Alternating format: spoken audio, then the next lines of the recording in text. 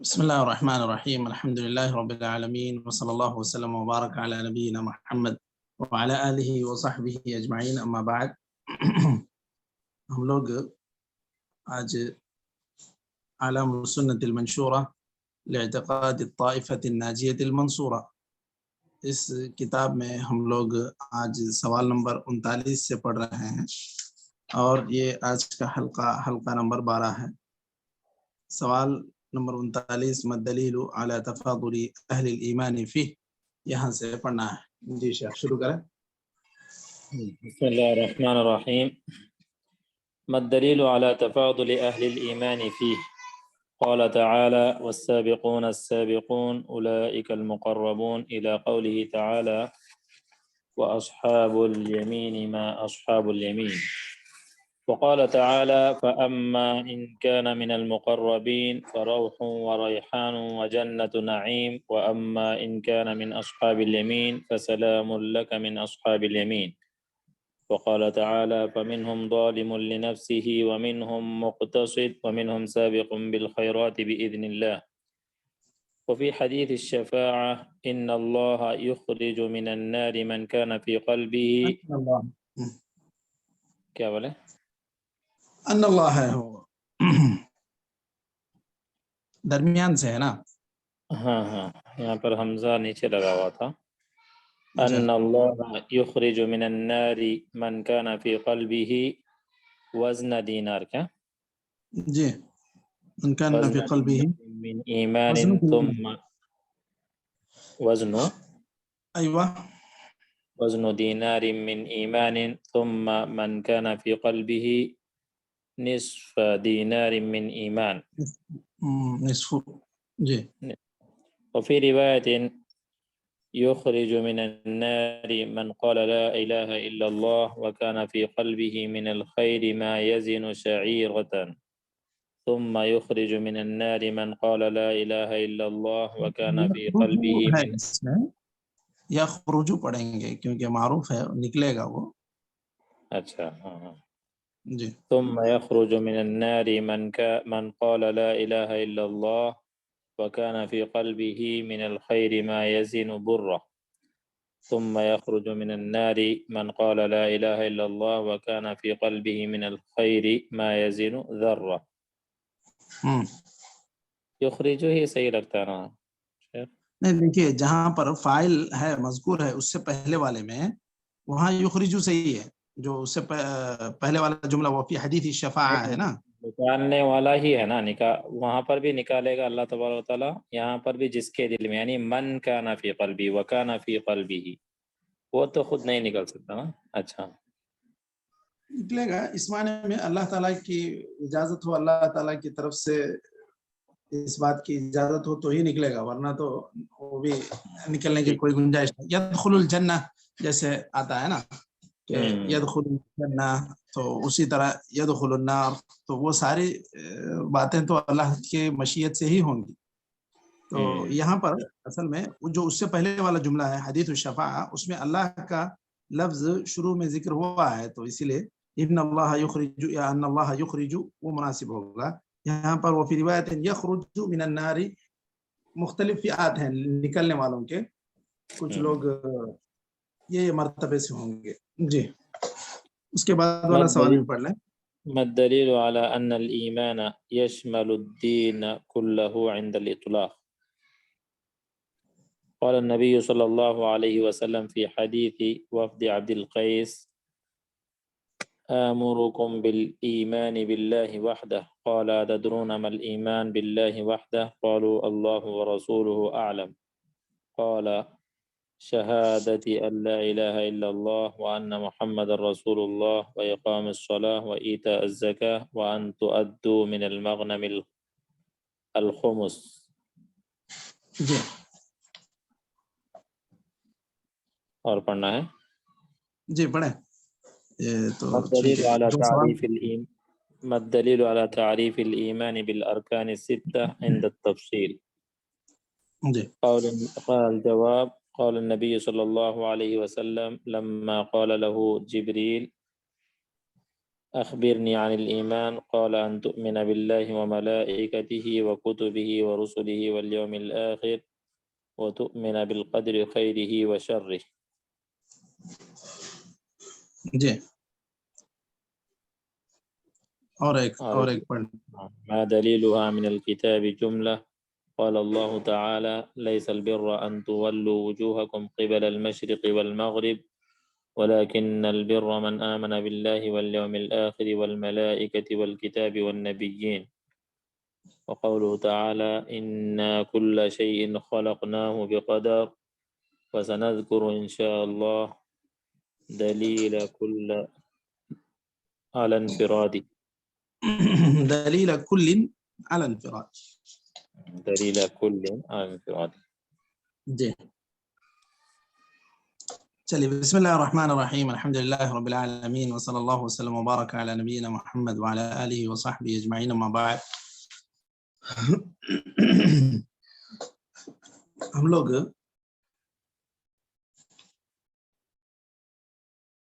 اعلام السنة المنشورہ لاعتقاد الطائفة الناجیة المنصورہ اس کتاب میں سوال نمبر 39 سے پڑھ رہے ہیں، جو حلقہ نمبر ہمارے حلقے کے اعتبار سے 12 نمبر ہے، اور سوال ہے مدلیل علی تفاضل اہل الایمان فیہ. اب یہ ایمان بھی کیا ایسی چیز ہے جو ایک کا بڑھ کر ہوگا، ایک کا کم ہوگا، یا یہ ایسی چیز نہیں ہے؟ تو یہاں پر اس کے لیے دلیل کے طور پر کچھ آیتیں ذکر کر رہے ہیں. دیکھیے سب سے پہلے یہاں پر کہا گیا قال اللہ تعالی والسابقون السابقون اولئک المقربون، جو لوگ سبقت کرنے والے ہیں وہی لوگ اللہ کے قریبی بندے ہیں. تو مطلب یہ کہ کچھ لوگ ایسے ہیں جو اپنے ایمان کی بدولت اللہ تعالیٰ کے بہت قریب ہیں اور اللہ کے مقرب بندے ہیں. یہاں اسی طرح یہ بھی کہا گیا وَأَصْحَابُ الْيَمِينِ مَا أَصْحَابُ الْيَمِينِ. اصحاب الیمین کے تعلق سے اللہ تعالیٰ نے ذکر کیا کہ ان کو مختلف انعامات میں اللہ تعالیٰ رکھے گا، صدر مخضود وطلح منضود وظل ممدود. تو یہ ساری چیزیں ان لوگوں کو شامل ہوں گی یا ان لوگوں کو ملیں گی جو ایمان میں اونچا مقام رکھتے ہیں. تو مطلب یہ کہ سارے لوگوں کا ایمان ایک جیسا نہیں ہے، ورنہ اگر سارے لوگوں کا ایمان ایک جیسا ہوتا تو پھر یہ تفاضل ایمان کی بات ہی نہیں آتی. تو اللہ تعالیٰ جن کو کہا ہے سابقون السابقون، وہ سبقت کیسے کرتے؟ ایمان کی بغیر وہ کیسے ان کی سبقت ممکن ہو سکتی تھی؟ اسی طرح اصحاب الیمین ما اصحاب الیمین، پھر یہاں کہا گیا سورہ واقعہ کے آخر ہی میں دیکھیے فاما ان كان من المقربین فروح وریحان وجنۃ نعیم واما ان كان من اصحاب الیمین فسلام لك من اصحاب الیمین. تو یہ مرتبوں کو بتلا رہی ہیں یہ آیتیں. انسانوں کے جو مرتبے ہیں، مومنوں کے جو مرتبے ہیں ایمان کی بدولت، وہ ایک سے بڑھ کر ایک ہوں گے. یہاں پر اللہ تعالیٰ نے کہا فَمِنْهُمْ ظَالِمٌ لِنَفْسِهِ وَمِنْهُمْ مُقْتَصِدٌ وَمِنْهُمْ سَابِقٌ بِالْخَيْرَاتِ بِإِذْنِ اللَّهِ.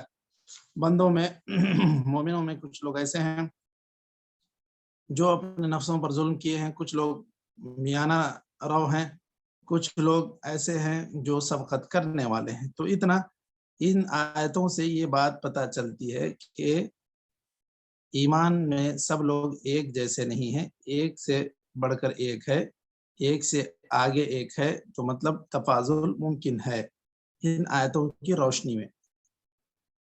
اس کے بعد حدیث میں ذکر ہوا، حدیث کے ذریعے سے یہ دلیل دے رہے ہیں تفاضل اہل ایمان، یعنی اہل ایمان ایک دوسرے سے بڑھ کر ہوں گے مرتبے میں. اس اعتبار سے یہاں اللہ تعالیٰ یہاں جو ہے حدیث شفاعہ میں اللہ تعالیٰ نکالے گا جہنم سے جس کے دل میں بھی ایک دینار کے برابر ایمان ہے، اس کو اللہ جہنم سے نکالے گا. پھر اسی طرح جس کے دل میں آدھے دینار کے برابر بھی ایمان ہے، اس کو بھی نکالے گا. پھر مزید ایک اور روایت میں جو صحیح بخاری میں ہے یہ بات بھی ہے کہ اللہ تعالیٰ جو کے برابر بھی جس کے دل میں ایمان ہے اس کو بھی نکالے گا. اور کسی کے دل میں گیہوں کے برابر بھی ہے اس کو بھی نکالے گا، ایک رتی برابر بھی ایمان ہے اس کو بھی جہنم سے اللہ نکالے گا۔ تو جو بھی اس حدیث کی روشنی میں کیا بات پتہ چلتی ہے؟ کیا مشاہد اس حدیث کی روشنی میں کیا بات پتہ چل رہی ہے؟ جس کے دل میں بھی رائے دانے برابر بھی، جی جی جی بولیے بولیے سر، فرمائیے فرمائیے، کوئی بات نہیں، مکمل کیجیے۔ کے دل میں بھی رائے دانے برابر بھی اگر ایمان ہے تو وہ انشاءاللہ ضرور جو ہے نا اس کو نکال لیا جائے گا جہنم سے اور جنت میں داخل ہوگا انشاءاللہ۔ جی، تو مطلب یہ ہے کہ جو مومن ہے وہ مخلد فی النار نہیں ہے، جو مومن ہے وہ ہمیشہ ہمیشہ جہنم میں نہیں رہے گا۔ جو مومنوں میں سے جو معصیت کا ارتکاب کیے ہیں وہ سب اللہ کے مشیت کے تابع ہیں، اگر اللہ چاہے گا تو ان کو ان کے معصیتوں اور ان کے گناہوں کو معاف کر کے فوراً جنت میں ڈال دے گا، یا اگر اللہ کی مشیت یہ ہو، اللہ یہ چاہے کہ ان لوگوں کو ان کے گناہوں کی سزا دی جائے اس کے بعد پھر ان کو جنت میں ڈالا جائے، تو یہ بھی ممکن ہے۔ بہرکیف جو بھی مومن ہے ان کے لیے جہنم ہمیشہ ہمیشہ وہ جہنم میں نہیں رہیں گے۔ یہ ایمان کی سب سے بڑی فضیلت ہے کہ جس کے دل میں ذرہ برابر بھی ایمان ہوگا اس کی فضیلت یہ ہے، اس کی عظمت یہ ہے کہ وہ ہمیشہ ہمیشہ کے لیے جہنم میں نہیں رہے گا، ایک نہ ایک دن وہ جنت میں داخل ہوگا۔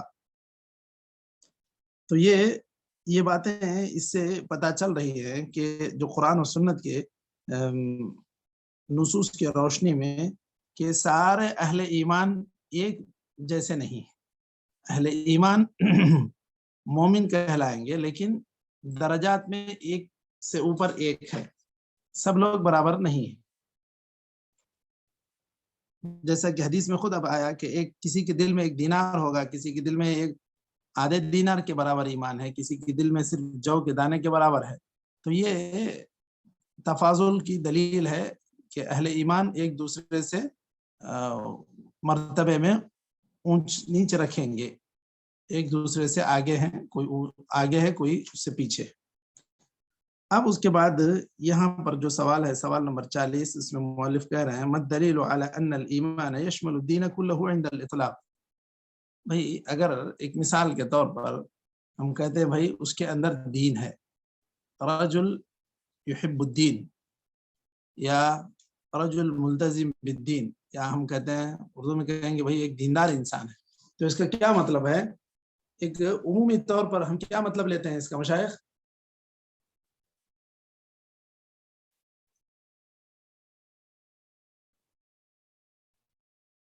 رجل عنده دین یا رجل یحب الدین، رجل ملتزم بالدین، اس کا کیا مطلب ہے؟ پابند انسان والے، پابند انسان ہے، ٹھیک ہے بالکل۔ تو مطلب یہ کہ وہ ایمان والا ہے، نماز کا پابند ہے، روزے کا پابند ہے،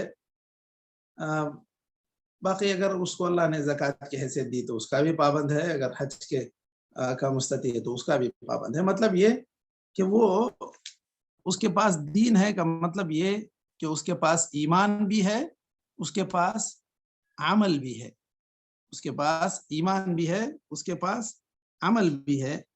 تو یہ ایمان اگر کہتے ہیں کہ اس کے پاس ایمان ہے تو یہ پورے دین کو شامل ہے۔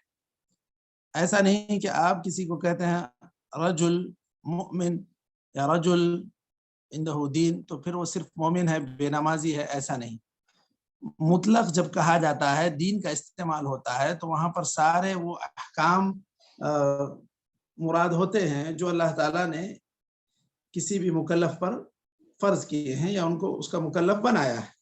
تو دیکھیے یہاں پر ایسی ہی بات یہ سوال میں پوچھ رہے ہیں، اس بات کی کیا دلیل ہے کہ جو ہے اگر آپ ایمان کہہ دیتے ہیں مطلق طور پر تو وہ سارے دین کو شامل ہے۔ دیکھیے حدیث ہے، حدیث وفد عبد القیس، اللہ کے رسول صلی اللہ علیہ وسلم نے کہا اس میں آمرکم بالایمان باللہ وحدہ، ایک اللہ پر ایمان کا میں حکم دیتا ہوں۔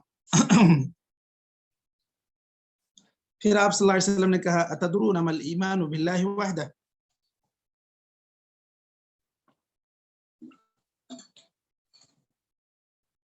آپ صلی اللہ علیہ وسلم نے کہا کیا تمہیں پتا ہے کہ ایمان کیا ہے؟ انہوں نے کہا اللہ اور رسول عالم. تو آپ صلی اللہ علیہ وسلم نے ایمان کی شرح ایسے کی، دیکھیے، شہادت اللہ الہ الا اللہ وان محمد رسول اللہ واقام الصلاۃ وایتاء الزکاۃ. تو نماز، روزہ، کیا کہتے ہیں، نماز، زکوٰۃ، وان تؤدوا من المغنم الخمس، جو بھی تمہیں اللہ تعالیٰ کی طرف سے غنیمت حاصل ہو تو اس کے اندر تم خمس ادا کیا کرو. تو یہ چیز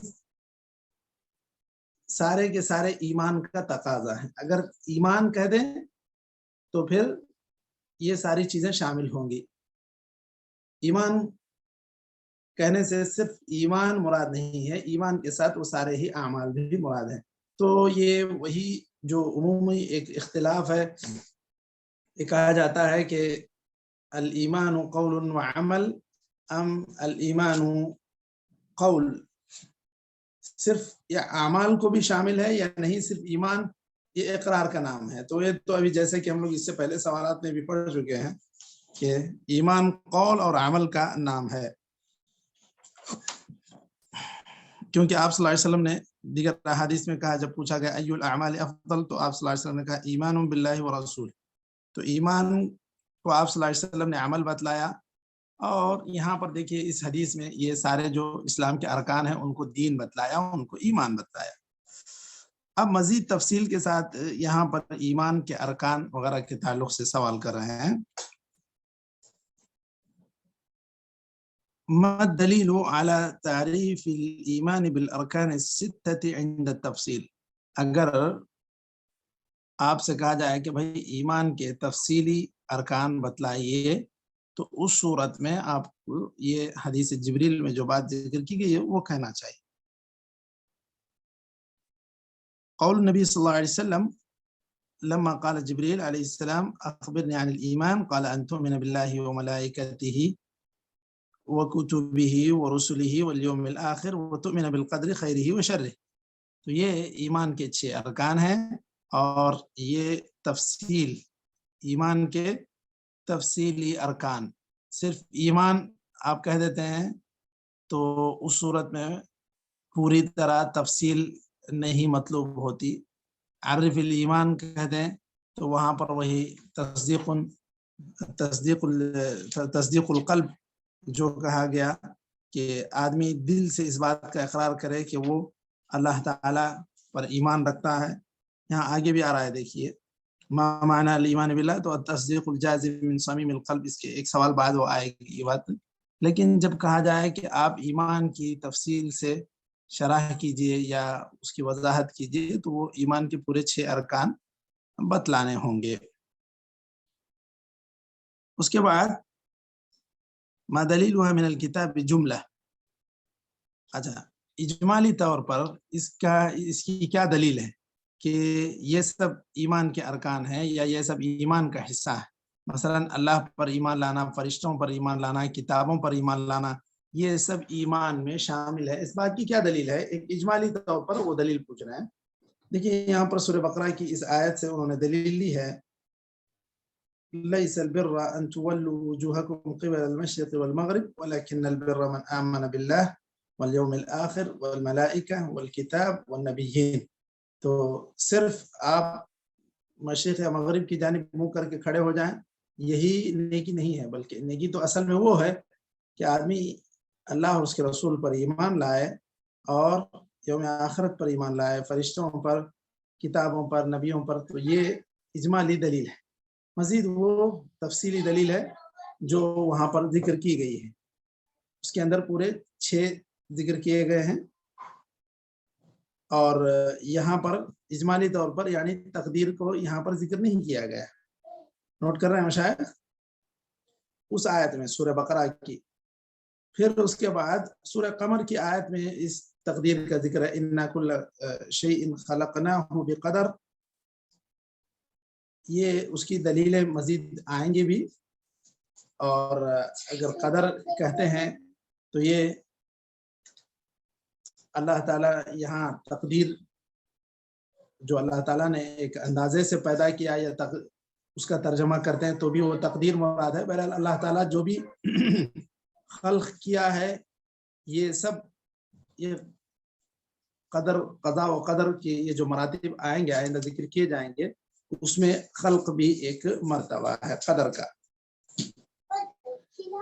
اس کے بعد مزید تفصیل آئے گی وہی وہ ذکر کر رہے ہیں. ہر ایک کی ایک دلیل ذکر کریں گے وہ ایمان بالقدر کی ہو یا ایمان بالکتب ایمان بالرسل ان ساری چیزوں کی. یہ اجمالی طور پر ایک دلیل انہوں نے پوچھ لی یہاں پر ایمان کے تعلق سے ایمان کے ارکان کے تعلق سے. اب مزید ایمان باللہ کے معنی کیا ہے اس کا مطلب کیا ہے اس کو واضح کر رہے ہیں. دیکھیے ما معنی الایمان باللہ اللہ پر ایمان لانا کسے کہتے ہیں؟ التصدیق الجازم من صمیم القلب بوجود ذاته تعالی الذي لم يسبق بضد ولم يعقب به وهو الاول فليس قبله شيء. یہ اس بات کا بالکل دل سے یقین رکھنا ہے کہ اللہ رب العزت سب سے بلند و بالا ہے, نہ وہ اس کے نہ کوئی اس کا مد مقابل ہے, اور وہی سب سے پہلے ہے اور وہی آخری بھی ہے, وہی اول ہے وہی آخر ہے, نہ اس سے پہلے کوئی تھا نہ اس کے بعد کوئی ہوگا, اور وہی غالب ہے اس پر کوئی غالب آنے والا نہیں ہے, اور وہی باطن ہے اس سے ہٹ کر کوئی چیز ہے بھی نہیں. حی قیوم احد سمجھ یہ ساری صفات اللہ تعالیٰ کی ذکر کی گئی ہیں. تو یہ ایمان کا مختصر معنی و مطلب اگر پوچھا جاتا ہے تو یہ کہ دل سے اللہ رب العزت کے ہونے کا اقرار کرنا اور اس بات کا یقین رکھنا کہ اللہ رب العزت ہی سب سے پہلے ہے, وہی اس سے پہلے کوئی نہیں تھا, وہی آخر ہے اس کے بعد بھی کوئی نہیں ہوگا. اور اللہ تعالیٰ کی جو دیگر صفات سورہ اخلاص میں بھی ذکر کی گئی ہیں, لم یلد ولم یولد ولم یکن لہ کفوا احد, نہ وہ کسی سے پیدا ہوا نہ اس سے کوئی پیدا ہوا. یہ سارے صفات کے ساتھ آدمی دل سے یقین رکھے اللہ تعالیٰ کی ذات پر تو یہی ایمان باللہ ہے. وَتَوْحِيدُهُ بِإِلَٰهِيَّتِهِ وَرُبُوبِيَّتِهِ وَأَسْمَائِهِ وَصِفَاتِهِ, اور اللہ تعالیٰ کو اس کی عبادتوں میں ایک ماننا, اس کی ربوبیت میں ایک ماننا, اس کے اسماء و صفات میں تنہا ماننا, یہ ساری چیزیں بھی ایمان باللہ کے اندر شامل ہیں, داخل ہیں. مزید اس کی اب پھر ہر ایک کی ایک الگ تعریف وہ پوچھ رہے ہیں کہ توحید الوہیت کسے کہتے ہیں, توحید ربوبیت کسے کہتے ہیں, توحید اسماء و صفات کسے کہتے ہیں. تو مزید تفصیل سے وہ سارے باتیں انشاءاللہ آ جائیں گی. تو یہاں تک آج سوال نمبر 43 تک ہم لوگ رک جاتے ہیں. نکتفی بہذا القدر وصلی اللہ وسلم وبارک علی نبینا محمد وعلی آلہ وصحبہ اجمعین. السلام علیکم ورحمۃ اللہ وبرکاتہ.